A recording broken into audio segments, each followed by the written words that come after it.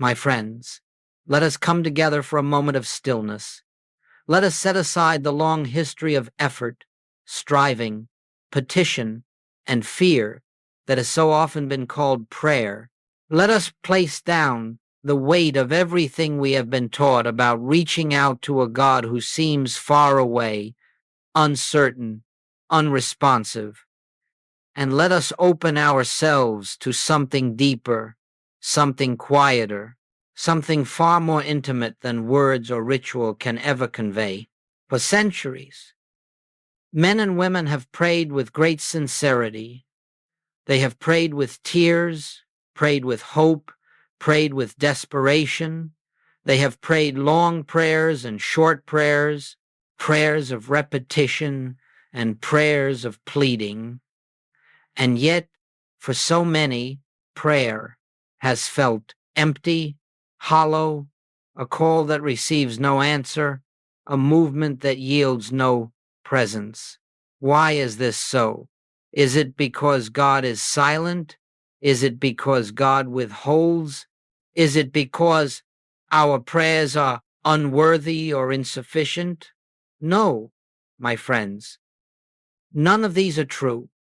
Prayer seems unanswered for one reason only. We have prayed from a false premise. We have prayed to a God we imagined was separate from ourselves. We have spoken into the heavens as though the divine were somewhere beyond us, hidden behind the clouds, concealed behind the stars, listening from a distance. And all the while, the infinite whispered from the very core of our own being, asking only that we turn within. This is the great misunderstanding that silences prayer.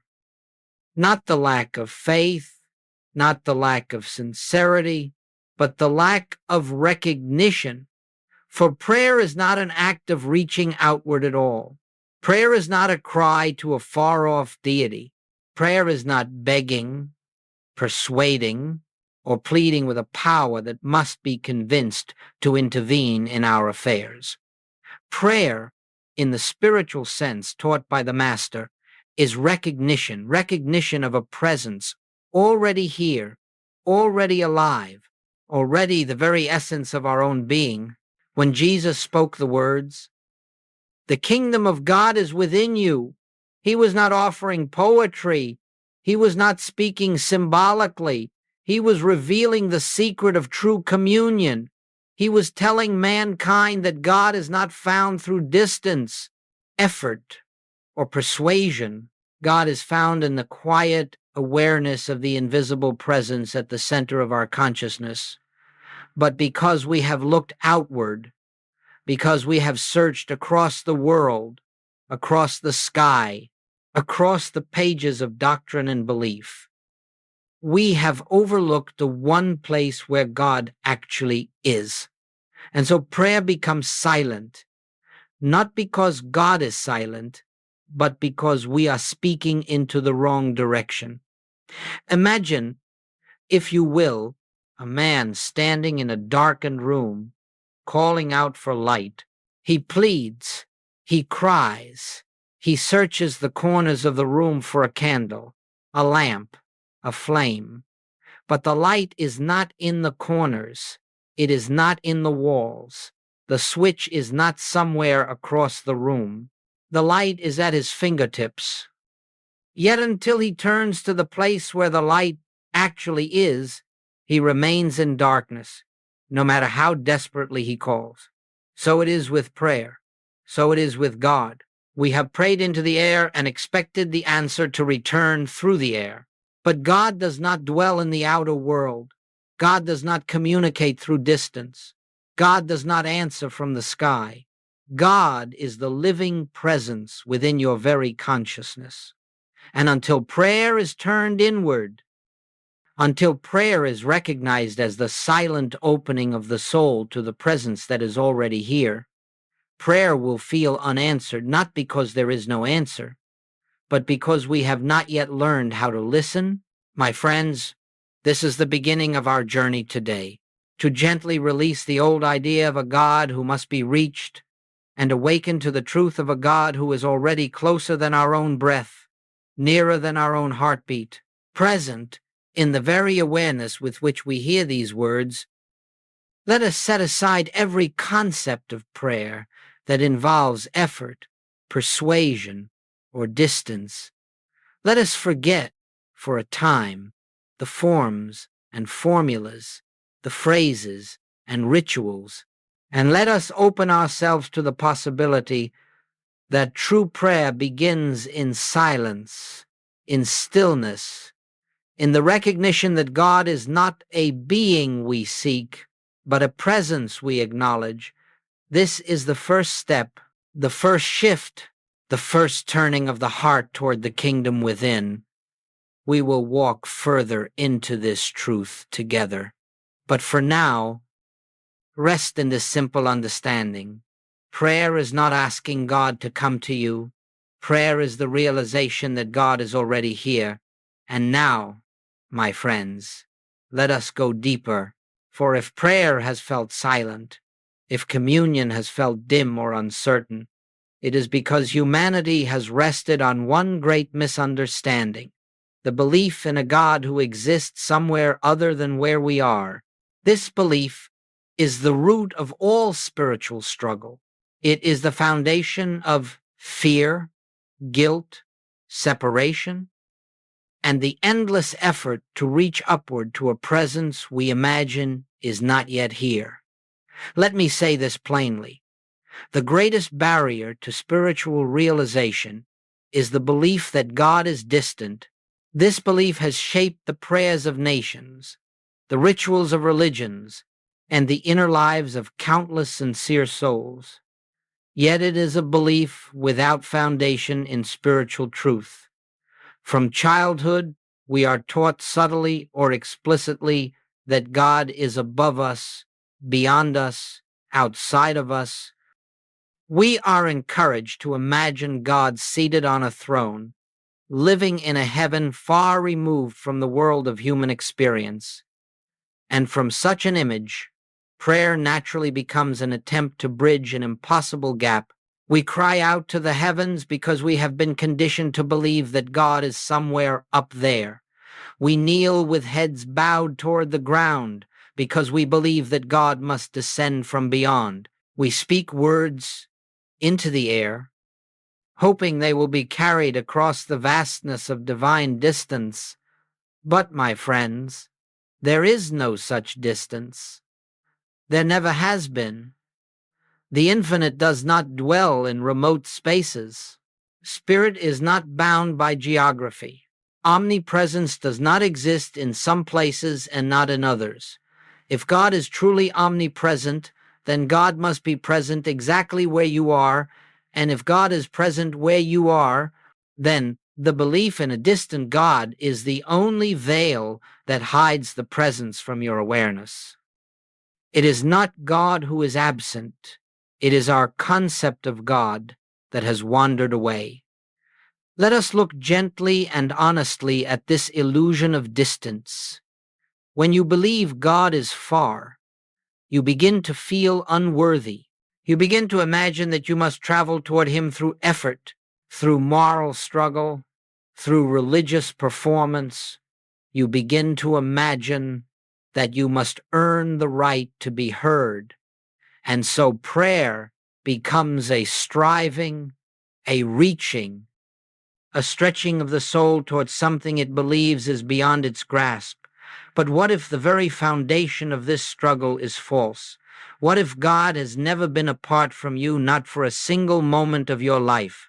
What if the presence you seek is the very life that animates you, the very consciousness that knows these words, the very being that looks out through your eyes? When this is understood, the entire scaffolding of fear collapses, unworthiness dissolves, spiritual striving falls away, and prayer begins to transform not into effort, but into awareness. But until this illusion is recognized for what it is, the mind will continue to seek a God elsewhere, and in that seeking, it will overlook the presence that is here. You may search the scriptures. You may search the world religions. You may explore every spiritual tradition on earth and still miss the truth. If the mind insists that God must be found somewhere outside your own being, this is why theological debate has never brought spiritual realization. This is why ritual has never guaranteed inner peace. This is why millions pray with hope but feel no response. They are praying across a distance that does not exist. They are reaching for a God who has never been separate from them. Listen carefully to this. Separation from God is the only illusion. Union with God is the only reality. The task before the seeker is not to find God, not to reach God, not to attract God, but to awaken from the dream that God is absent. The presence you call God is the very breath that sustains you, the life that never leaves you, the silence beneath your thoughts, the love that cannot be taken away. There is no distance between you and God except the distance created by thought, and thought is not reality. Thought is not truth. Thought is only a shadow on the surface of the mind. And the moment you turn within, the moment you become still, the moment you release the idea of a God who lives elsewhere, you begin to feel what has always been here, a warmth, a stillness, a quiet sense of companionship, a subtle but unmistakable presence that does not come from outside, but rises from within your own being. This is the beginning of spiritual awakening. Not the finding of God, but the recognition that God was never lost. The Master's teachings were not invitations to search the heavens. They were invitations to awaken the heart. The kingdom of God is within you, not will be, not could be, not might be when you become worthy. It is within you now, always, eternally. When this truth begins to dawn, prayer is transformed from questioning into communion, from pleading into resting, from fear into peace, and the illusion of distance, which has weighed upon humanity for centuries, begins to dissolve like mist in the morning light. We will explore this further, but let us pause here. For in this stillness, something in you already knows the truth. God is not far. God is not apart. God is not elsewhere. God is the presence within your own consciousness, awaiting recognition. And now, my friends, as we rest in this understanding that God is not distant, let us turn our attention to the one who revealed this truth with unmatched clarity, the Master, Jesus Christ. For if we are to understand prayer, we must return to his teachings, not as they have been explained through centuries of theology, but as they were spoken from the depth of spiritual realization. We must hear his words not as history, but as living truth, as instruction meant for the awakening of consciousness, not the performance of religion. Listen to how Jesus spoke of prayer. He did not say, "Call upon God who is far from you." He did not say, "Reach upward toward a deity separated from your life." He did not say, "Convince God, persuade God, or beg God." No, he said, "When thou prayest, enter thy closet. Pray to thy Father which is in secret. The kingdom of God is within you. I and the Father are one." Everything he taught about prayer pointed us inward. Everything. Not one instruction directed humanity toward an external God. Not one prayer he offered was an act of petition. Not one word suggested distance. Jesus prayed not to bring God near, but to rest in the presence that was already there. He entered silence. He withdrew from crowds. He went into the mountain, into the garden, into the solitary place, not to escape the world, but to return to the inner sanctuary where the Father was always abiding. The closet of which he spoke was not a room of wood and stone. It was the innermost chamber of consciousness, the silent, sacred space where the personal sense of self dissolves and the presence of God is felt as one's very own being. This is prayer, not words, not supplication, recognition, recognition of the Father within, of the life that cannot be separated from your life, of the Spirit that breathes you, moves you, lives you. When Jesus prayed, he was not informing God of need. He was not asking God to change external conditions. He was not pleading for intervention. He prayed in order to experience the Father's presence, to become aware of the spiritual reality that is always here but unnoticed when the mind is filled with fear, desire, and the noise of the world.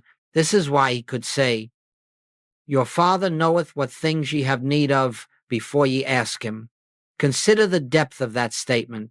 If the Father already knows, then what purpose does asking serve? Why ask for what is already known? Why plead for what is already established in divine completeness? You see, Jesus was not instructing us to inform God of our needs.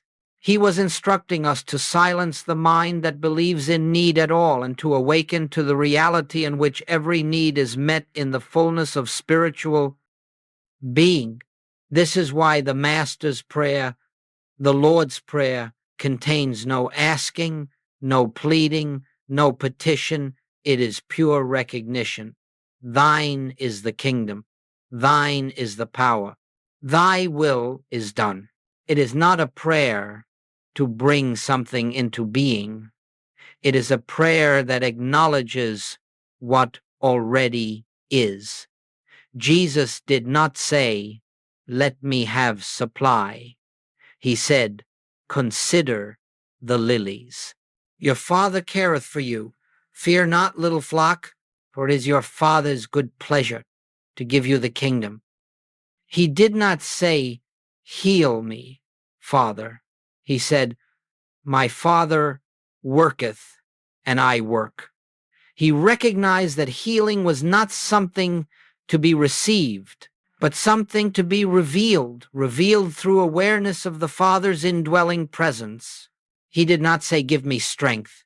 He said, "I can of mine own self do nothing," which is to say, there is no personal strength to request. There is only divine strength to recognize. When you see prayer through this lens, the lens Jesus actually offered, the entire structure of religious prayer collapses. Prayer is not a transaction. It is not negotiation. It is not a request sent outward in hope of return. Prayer is the sacred resting in the Father's presence. It is the willingness to enter the silence and allow truth to reveal itself without the interference of the personal mind. This is why Jesus could teach with authority. This is why he could heal without effort. This is why he could face storms, crowds, suffering, betrayal, and even death with unshakable peace. He lived from the consciousness of I and the Father are one. And in that oneness, prayer becomes not a practice of reaching God, but a practice of recognizing God. This is the prayer we must learn, not the prayer of asking, but the prayer of awareness, not the prayer of seeking answers, but the prayer of resting in the answer that already exists, not the prayer of outward effort, but the prayer of inward stillness. Let us pause for a moment, gently, silently, and feel the shift from asking to recognizing. This is the prayer that Jesus taught. This is the prayer that awakens the soul. This is the prayer that reveals the kingdom within. My friends, now that we have opened our hearts to what the Master actually taught about prayer, we can look gently but truthfully at why so much of humanity's prayer has remained unanswered. It is because almost every prayer ever spoken has begun at the wrong point of consciousness. Almost every prayer has tried to address the world first and God second. Almost every prayer has attempted to fix conditions rather than recognize the presence behind them. Joel Goldsmith called this mistake the most universal error in spiritual life. He called it seeking second. To seek second means to look first at the appearance, the illness, the lack, the conflict, the fear, and then to call upon God to repair it. It means to observe the world with human eyes and then hope that a divine power will come afterward to correct what the senses have presented. We say, God, fix this sickness.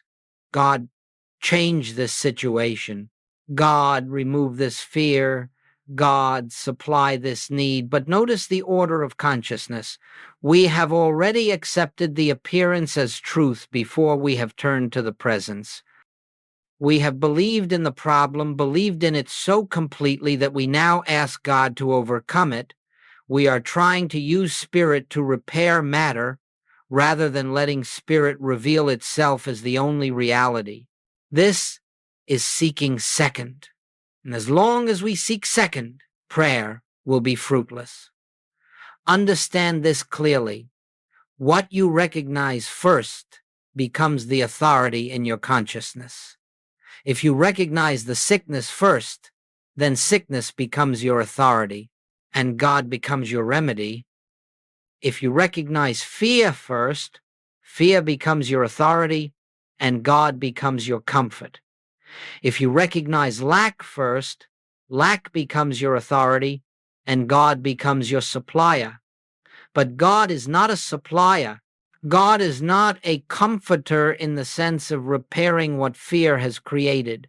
God is not a healer in the sense of restoring what sickness has destroyed. God is the spiritual reality in which sickness, fear, and lack have no actual existence. When you ask God to change conditions, you have already surrendered truth to appearance.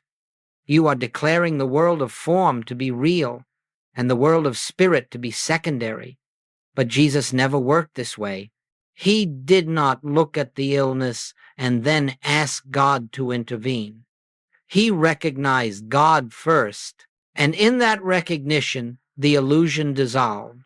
He did not treat disease. He recognized wholeness. He did not pray for supply. He recognized completeness. He did not pray for protection. He recognized oneness. The miracle was not in the asking. The miracle was in the recognition. Let us take this slowly, for the mind may resist it. When you pray for something, you are declaring that you do not yet have it. When you pray for healing, you are declaring that sickness has reality. When you pray for safety, you are declaring that danger has power. When you pray for supply, you are declaring that lack has authority. Every petition reinforces the very condition you are trying to escape. This is seeking second, seeking God after you have already accepted the problem. And yet the Master said, seek first the kingdom of God. Seek God first, before the fear, before the diagnosis, before the financial concern, before the emotional storm, before your human reasoning begins its frantic work. Seek God first, not as a remedy for the problem, but as the reality that renders the problem unreal. This is not positive thinking. This is not denial. This is not affirming something you hope to believe. It is a shift in consciousness. It is turning from appearance to presence. It is recognizing that the spiritual reality is primary and the visible condition is secondary. When you seek first the kingdom, which is another way of saying recognize God first, something remarkable occurs. The problem loses its authority. The fear loses its grip. The condition begins to dissolve without force, without struggle. Not because you have changed the outer world, but because you have withdrawn your belief in it. Goldsmith taught that when you recognize the presence, the so-called problem melts away in the light of reality. Just as darkness melts when a lamp is lit, you do not have to fight the darkness. You only have to turn on the light. So it is with the conditions of life. We are not here to fight them. We are here to recognize the presence that renders them powerless. This is why asking does not work, not because God refuses, but because asking begins from the wrong center, the human sense of lack, fear, and separation. True prayer does not begin with asking. True prayer begins with recognizing the presence, recognizing the oneness, recognizing the spiritual reality that was here before the appearance and will remain long after the appearance is gone. Seek first the kingdom, not second, not after the fear, not after the diagnosis, not after the worry has already taken root. Seek first, and you will discover that the kingdom has already been seeking you. Let us sit for a moment in the stillness, not asking, not seeking remedies, not reaching outward, but simply recognizing where I am, God is, and that is sufficient. And now, my friends, having seen the futility of asking and the subtle trap of seeking God only after we have already bowed to appearance, we approach the great turning point, the reversal of consciousness that marks the beginning of true spiritual life. This reversal is not dramatic. It is not emotional. It is not accompanied by fireworks or visions. It is simple, quiet, gentle, but it changes everything. It is the moment when we stop looking outward for God and start recognizing the presence within. This is the reversal experienced by every mystic, every illumined soul, every man or woman who has tasted the deep peace of the Spirit. It is the shift from searching to recognizing, from effort to awareness, from seeking to being. Let us look closely, for this is the heart of the path. For so long, we have lived turned outward. We have looked to the world to tell us who we are. We have looked to circumstances to determine our well-being. We have looked to people for love, approval, guidance, security. We have looked to the body for identity, to the intellect for understanding, to our emotions for truth. But in all of this outward turning, we have neglected the one place where reality can actually be found, the silent center of our own being. The reversal is the moment we turn inward, not inward into thought, not inward into emotion, not inward into imagination, but inward into the quiet, living presence that is always here beneath the noise of the mind. This turning is not an action of the will. It is not an effort of concentration. It is not a mental technique. It is a surrender, a release, a softening, a gentle willingness to abide in the awareness that something greater than the personal self is already present. Joel Goldsmith called this recognizing the presence, not bringing it into being, for the presence is already here, not attracting it, for the presence cannot be absent. Not calling it for the presence is your own life. It is simply recognizing what has always been. When you sit in silence and shift your attention inward, something begins to happen, not because you seek it, but because you are no longer interfering with it. You begin to sense a quiet aliveness, a subtle peace, a warmth that has no physical origin, a stillness that does not depend on outer conditions. You begin to feel that you are not alone, even when no one is near. You begin to sense that something is carrying you, sustaining you, breathing you. You begin to perceive an intelligence at work that is not your personal mind, an order that arises without your control, a presence that knows you more intimately than you can know yourself.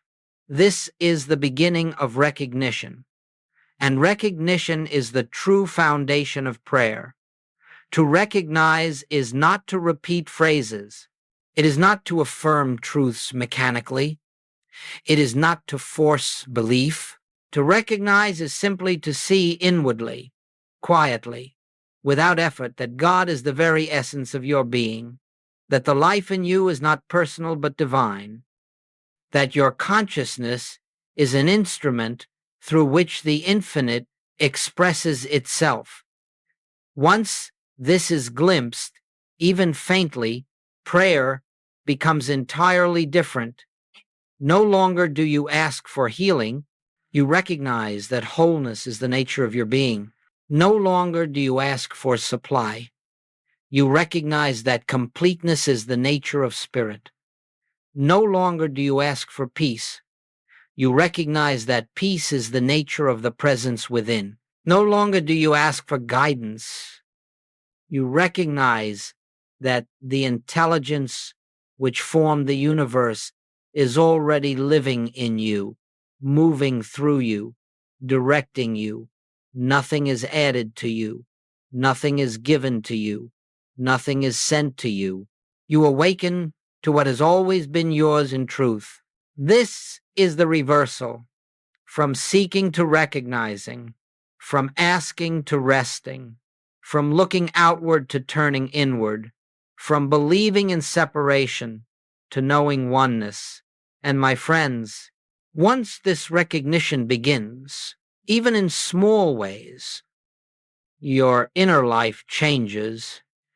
Your outer life begins to reflect the harmony that unfolds naturally from within. But the true transformation is not in circumstances, it is in consciousness. It is the discovery that God is not something you reach. God is the presence you awaken to.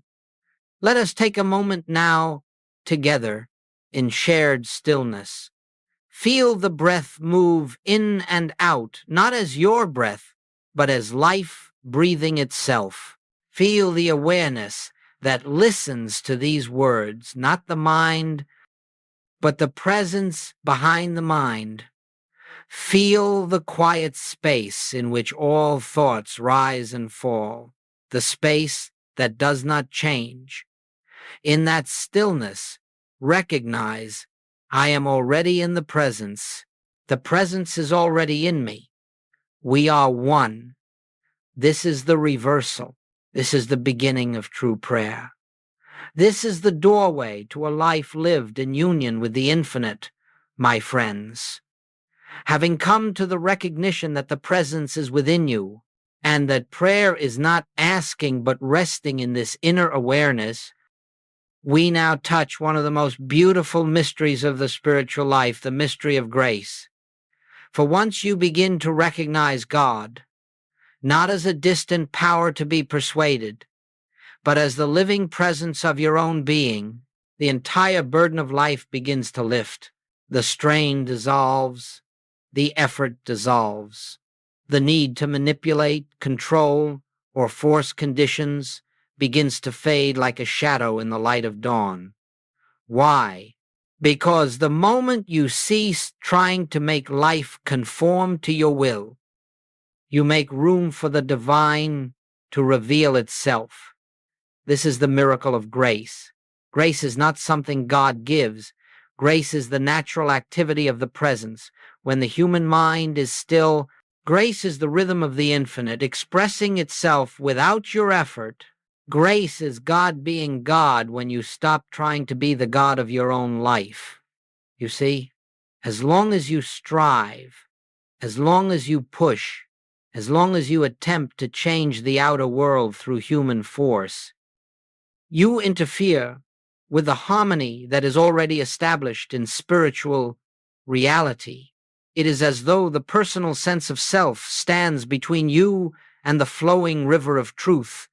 But the moment you become still, the moment you retreat inward, the moment you cease asking and begin recognizing, the moment you no longer impose your will upon life, grace begins to move. It moves silently. It moves without noise or announcement. It moves without struggle, without conflict, without demand, but it moves unfailingly, inevitably, harmoniously. Joel Goldsmith often said, "Grace is not something you achieve, it is something you allow." This allowing happens naturally when you abide in the awareness of the presence. Let us look at this practically. When you recognize the presence within and rest in stillness, fear loses its anchor, and without fear, the body begins to heal itself because the life within it is already whole. When you recognize the presence within, the sense of lack dissolves, not because money falls from the sky, but because you are no longer living from a consciousness of limitation. You are resting in the infinite completeness of spirit, and the outer world reorganizes to reflect that inner sufficiency. When you recognize the presence within, relationships soften. You respond not from ego, not from the desire to be right, not from historical wounds, but from the quiet love that lives beneath all human appearances, and harmony unfolds where conflict once seemed inevitable. When you recognize the presence within, confusion gives way to clarity, not through the labor of thinking, but through the quiet inner movement of intelligence that acts without your control. The right idea appears. The right direction becomes clear. The right step presents itself without strain. And all of this happens without effort because it is not you accomplishing it. It is the activity of the presence, spiritual healing, spiritual supply, spiritual guidance are not the result of forcing, trying, or working. They arise when the personal mind becomes still enough for the divine to express itself. Think of a pool of water. When the surface is agitated, the light cannot reflect. But when the water is quiet, perfectly still, the light reveals its beauty effortlessly. So it is with consciousness. When your mind is troubled, anxious, striving, fearful, reactive, the presence cannot reveal its harmony, not because it is absent, but because the agitation of thought prevents recognition. But when you become still, when you rest in silent acknowledgement, when you stop striving, the presence shines of its own accord.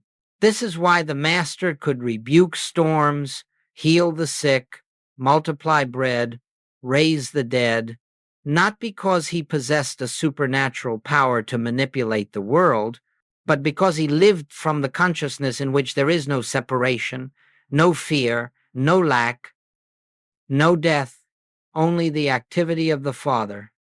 He said plainly, "I do nothing of myself. The Father within me doeth the works." This is grace, not effort, but divine activity.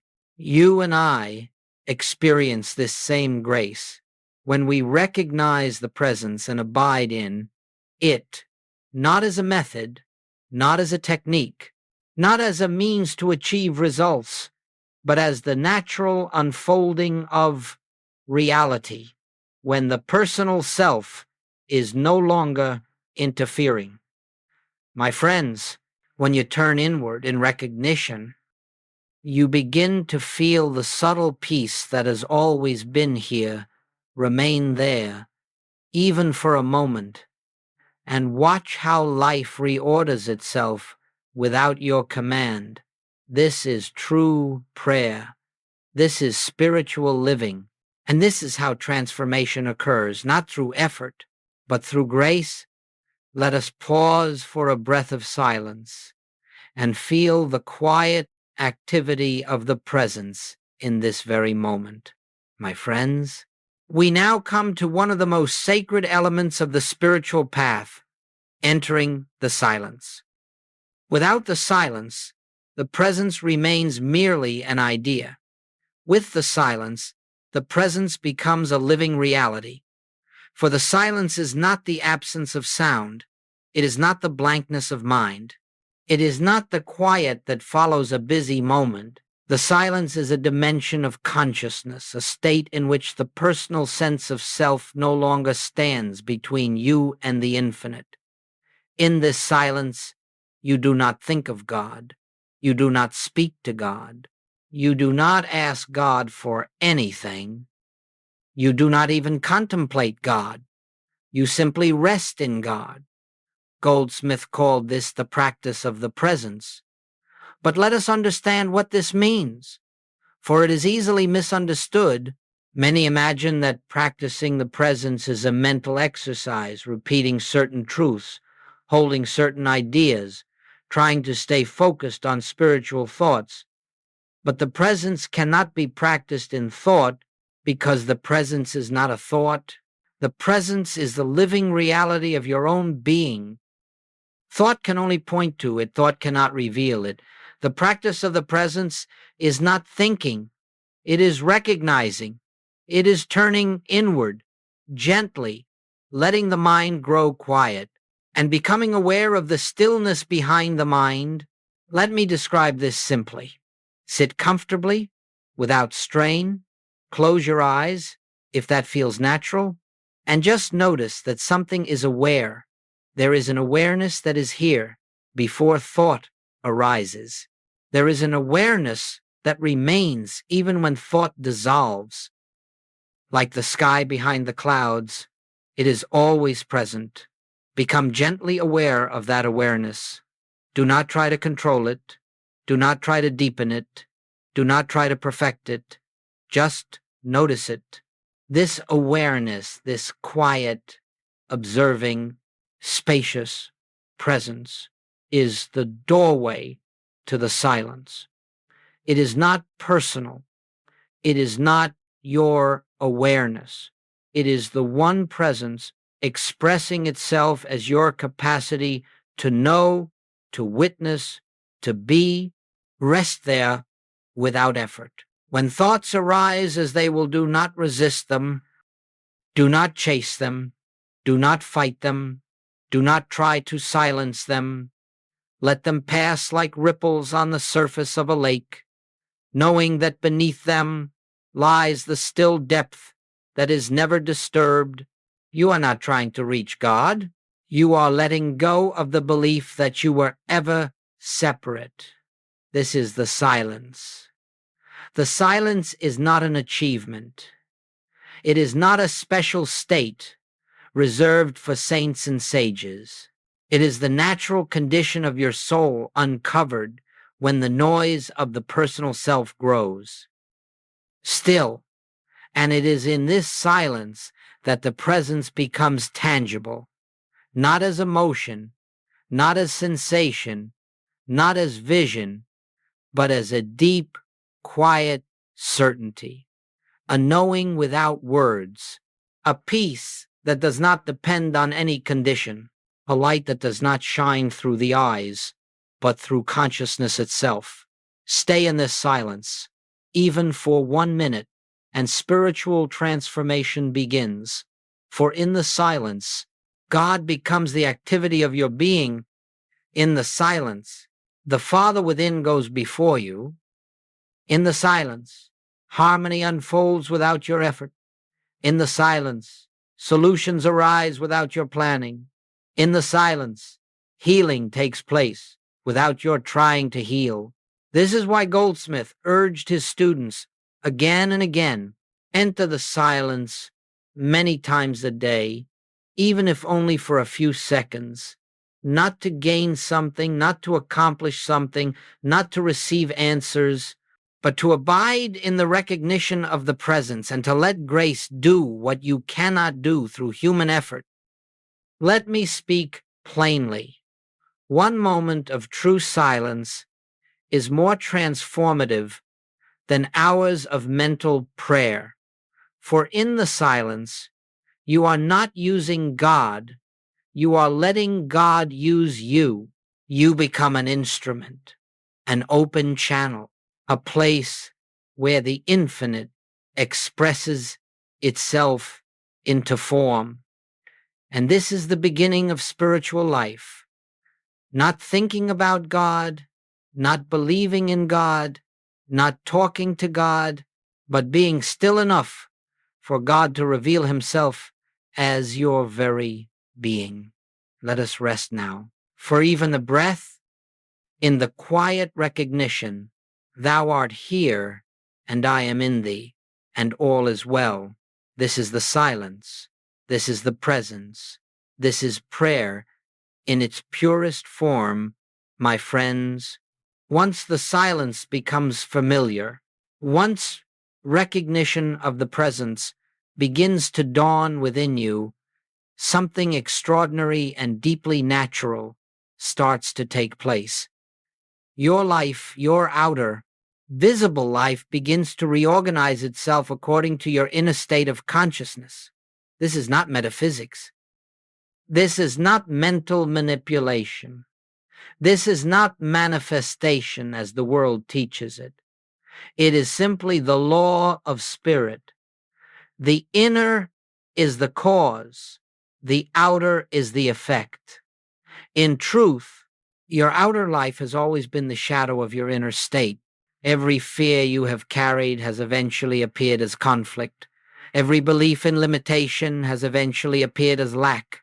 Every sense of separation has eventually appeared as loneliness. Every sense of vulnerability has appeared as illness or instability, not because God willed it, but because consciousness receives according to its own nature. Now, when the presence becomes the center of consciousness, the outer world begins to reflect that harmony, that peace, that sufficiency, not by your control, not by your planning, not by your personal effort, but by the natural unfolding of life.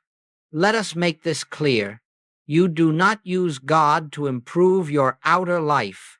God uses your inner stillness to reveal a new outer life. This is living from presence. Let us consider what this looks like in practical experience.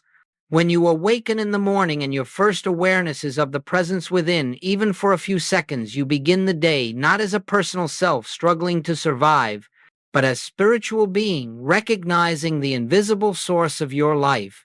From that recognition, the activities of your day unfold with greater ease. People respond differently. Decisions arise naturally. Resources appear without strain.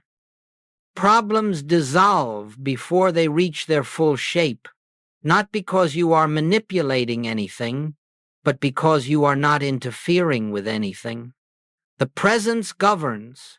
When the presence is recognized, fear loosens its grip. And when fear is no longer the lens through which you see the world, possibilities open where none seem to exist. Conversations become gentler. Tension melts from your actions. The mind does not rush or panic.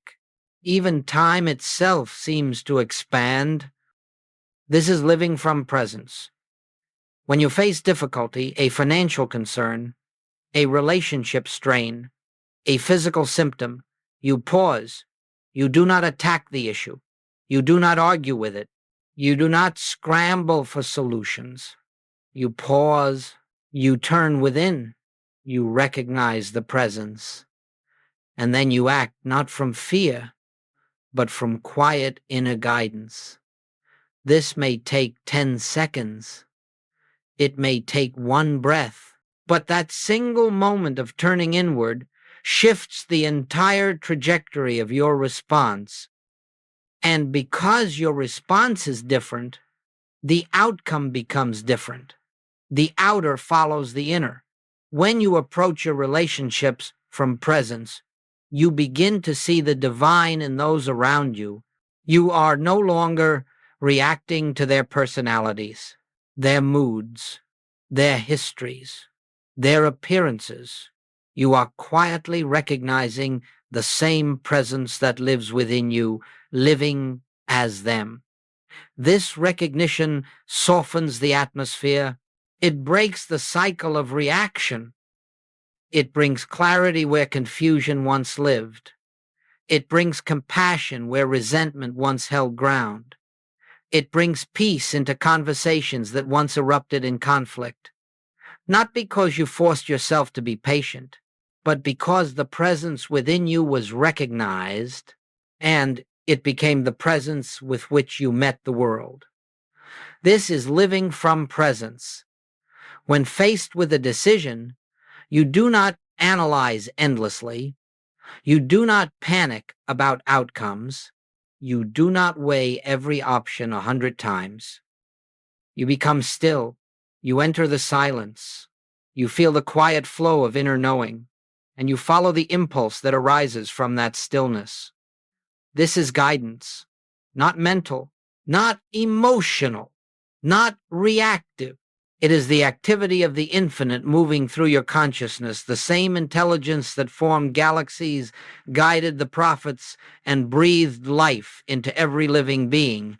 Now it is moving through you because you have made yourself available. This is living from presence. And over time, you will notice something deeply beautiful. The more you live from the inner, the less the outer troubles you. Not because life becomes perfect, but because you no longer expect the outer world to be your source of security, love, joy, or fulfillment. You live from the kingdom within, and the outer becomes an expression, not a cause, a reflection, not a foundation, a shadow of the reality alive in your consciousness. My friends, this is the spiritual life. This is the life Jesus lived. This is the life Joel Goldsmith revealed. This is the life that becomes yours when presence is recognized and when recognition becomes your way of being. Let us rest now, even for a breath, in this quiet realization. The presence within me is the only reality, and the outer world will reveal what I recognize within. This is how the inner becomes the outer. This is how grace becomes visible. This is how the infinite expresses itself in form. My friends, as we come to the close of this message, let us return to the simplicity with which it began. Let us return to the still point within the kingdom that Jesus spoke of, the presence that Joel Goldsmith dedicated his life to revealing, the reality that has been quietly inviting you home throughout these words. If you have heard anything today, let it be this. You do not need to go anywhere to find God. You need only turn within. You do not need to earn the presence. It is already yours. You do not need to perfect yourself to deserve it. It lives at the center of your being. You do not need to wait until you are more spiritual, more disciplined, more worthy. The kingdom is present now fully, wholly, completely. All that is required is recognition. Recognition is not effort. Recognition is not performance. Recognition is not striving. Recognition is simply remembering what you truly are, a spiritual being, an expression of the infinite, a branch of the living vine, a place where God is being God. Each time you turn within, each time you enter the silence, each time you rest in the awareness that the presence is here, now, you are returning to the kingdom within. And from that kingdom, life flows with a new rhythm, a rhythm not shaped by fear or effort, but by grace. As we close, let us set aside all concern for the outer world.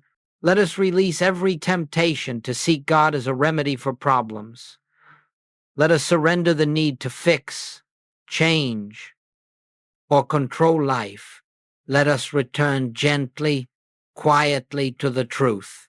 The presence is here, the kingdom is within, and I am one with it. In that recognition, all fear dissolves.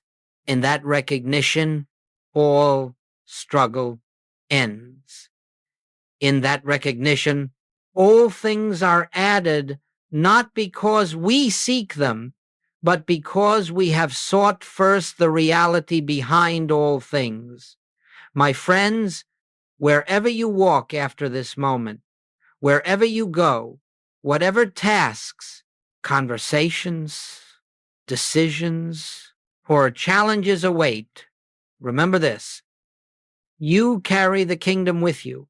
You live in God, and God lives as you. You are never alone, never separate, never outside the embrace of the infinite presence. The path forward is simple, not easy in the world sense, but simple in truth. Turn within, recognize the presence, rest in the silence, let grace reveal your life. This is the infinite way. This is the teaching of the Christ. This is the life of the Spirit. And this, my friends, is the home you have been seeking. Let us close in quiet recognition. Where I am, God is. Where God is, all is well. And this truth goes before me, now and forever.